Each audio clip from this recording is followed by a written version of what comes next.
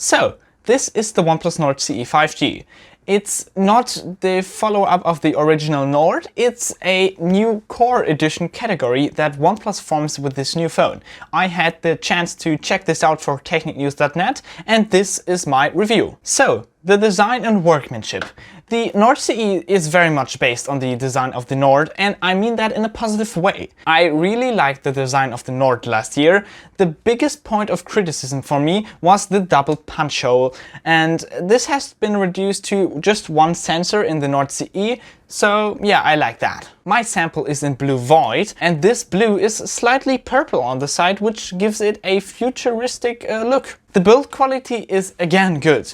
The device is made of very good plastic. Yes, I know plastic is very controversial because the Nord had a glass back and this Nord CE has now a plastic back. But I always like glass just when it uses the features that glass give the device, like wireless charging. But this device and this device don't have wireless charging, so if I have to choose a glass back that can break or a plastic back that can't break, and most people anyway will use a case, I always choose the plastic back because it's way much safer. The display is identical to the Nord on paper.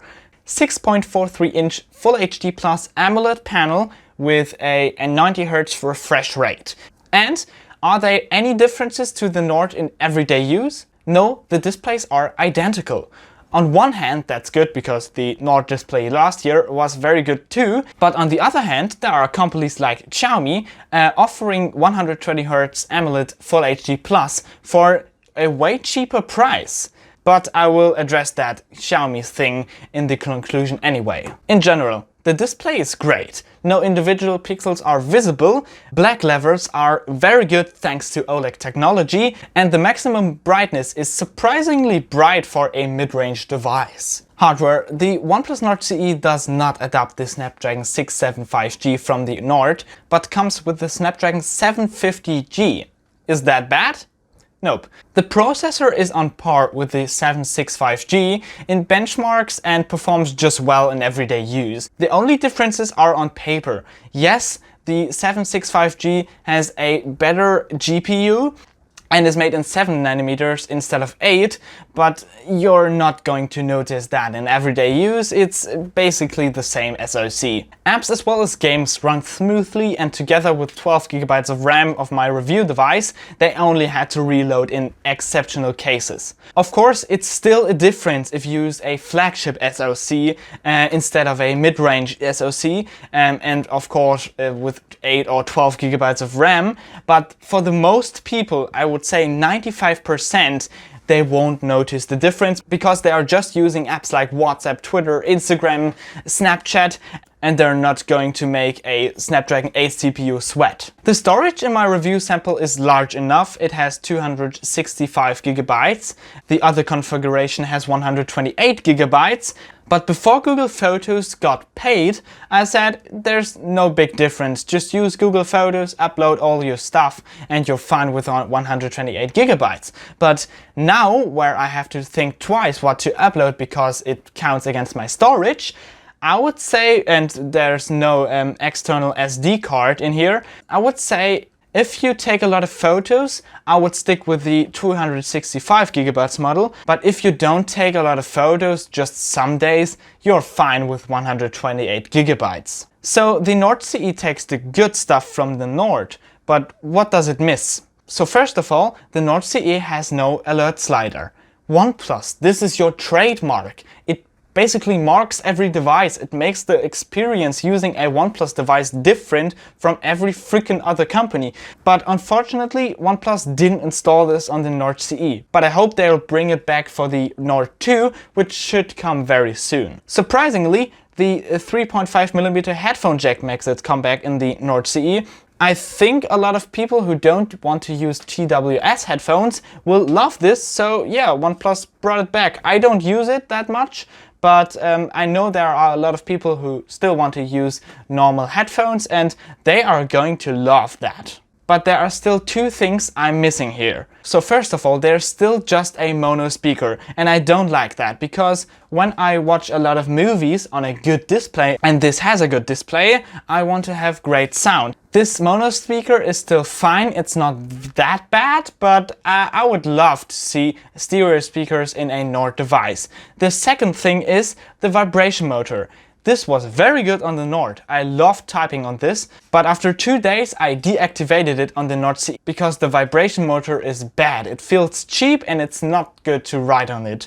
The OnePlus Nord one is way better. To the cameras, the Nord CE's main camera has been bumped up to 64 megapixels, the ultra-wide angle is identical with 8 megapixel, and instead of 2 macro and depth sensors with 2 megapixel, OnePlus ditched them both and put in a 2 megapixel mono sensor for black and white photos. I will address that later. First of all, the main sensor is really good. Colors are natural, and even without the 64 megapixel mode, the sharpness is good. So far, I was not really fond of such 48, 64, 108 megapixel modes, but OnePlus has managed to create a much bigger pictures with this mode. In my test photos of the rhododendron, little of the detail is visible in the normal mode, but with the 64 megapixel mode, I can zoom in the photo and it's really sharp, and it has much better details than the normal mode. But this just counts to non-moving objects. When I try to take a 64 megapixel photo of a moving car or a moving dog, the photos quickly become washed out and blurry. So if you want to take steady photos, the 64 megapixel camera is fine. If you are a normal photo taker, you're still going to love the normal mode. The ultra-wide camera was already okay on the OnePlus Nord, but it's no longer above average this year. The focus and dynamics are still good, but the sharpness is no longer good, especially at the edges of the picture. Then there's the mono camera. When I look at a spec sheet and it says 2 megapixel XYZ camera, then it looks like a spec sheet prettification to me. Is this still the case on the Nord CE? Yes, that's also the case on the Nord CE, but it's not as bad as on the OnePlus Nord, because they included 2 sensors you can just throw in the bin and 1 sensor on the front, which was still okay. The Nord CE dumped all of these sensors and just has this one mono camera. So why is there a mono camera? OnePlus says you can take better black and white pictures with it. But be realistic. How much black and white pictures do you take in your everyday use? Probably not that much. So it's still a sensor I would just love to save the money on and put in a stereo speaker or a better vibration motor, because this is a waste of money. Videos can be recorded in 1080p with up to 60 FPS, in 4K with up to 30 FPS. Shooting at 1080p, I will recommend that at most, because it's very well done. Beautiful colors, good stabilization, and it's possible with all cameras. The 4K shoots, however, are sharper, but not yet possible with all cameras, especially the ultra-wide. The stabilization is also slightly worse, and of course the videos are much larger in terms of memory. Those who really want to shoot a lot of professional videos should rather get a OnePlus 8 or 9 device, because this is a very good camera for everyday use, but not for professional video makers. The battery of the OnePlus Nord CE 5G is very good. Compared with last year's Nord, the battery has been increased from 1115 mAh to 4500. According to OnePlus, however, the charging time should be identical, because OnePlus improved their charging technology from OnePlus 30T to OnePlus 30T Plus. And did they really do that? Charging takes under 1 hour from 0 to 100%, and that's about the value that the OnePlus Nord achieved in last year. And how is the battery in everyday use? I could not drain this battery even under heavy use. Even 5 hours of screen on time couldn't drain the battery. So this is a device you can't drain in a day, and a lot of people will be fine even 2 days. Also, the fast charger is included, so you won't have to buy it separate. So, we're talking software now. The OnePlus Nord CE 5G runs the latest version of Android 11 with its own Oxygen OS UI.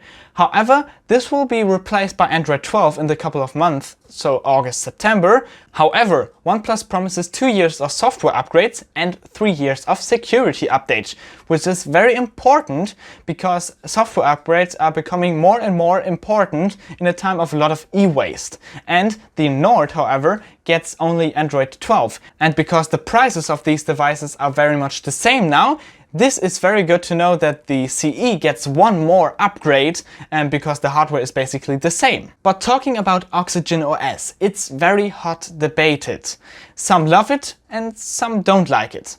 I'm leaning more towards to love. It's not my favorite UI, but it's one of the better ones. The software runs fast, gives you a lot of customization and offers many custom apps. Features like Zen mode help you focus, and Canvas creates a wallpaper of you based on an image of you. So, conclusion time. The Nord CE is a good smartphone for under 300 euros, but you can get the Nord for about 10 euros more in the same configuration. So, which one should you buy? I would say Nord CE. Because for me, the Nord CE is a 2021 reissue of the Nord from last year. Display, processor and also the cameras are at least on par with the Nord. The battery and the software, however, are better. Especially at least 2 years of software upgrades should be taken, because this will end its life like this year. What I miss a lot, however, are stereo speakers and a better vibration motor. The mono camera is basically useless, and this money should have been invested into one of the points of criticism, so stereo speakers or a better vibration motor. But Xiaomi is now in Europe a lot, and it presses the price very hard. You can get a Poco F3 for as little as 300 euros or a Redmi Note 10 Pro for about 230. And they have a way better hardware on paper. But why isn't that a very big point for me? First of all, Xiaomi installs bloatware on the devices. Yes, they can be removed, but in the startup they are there. OnePlus does not. Also, OnePlus does not display any ads in their software. I saw some ads in the Xiaomi software. And Xiaomi only offers 1 year of software upgrades for most of its devices, OnePlus now 2 or 3. The situation is different for like Google. They offer rather weak hardware but a very good software and 3 years of upgrades direct on the launch day. OnePlus is exactly the balance. A balanced hardware, a balanced software and a balanced price. Samsung's A52 5G will be the strongest competitor against the Nord CE because it also offers a lot of balanced hardware and software and a good price. So that's been it with my review of the OnePlus Nord CE 5G. Feel free to put any questions in the comments and I will try to answer them. So that's been it, thanks for watching and stay safe and healthy.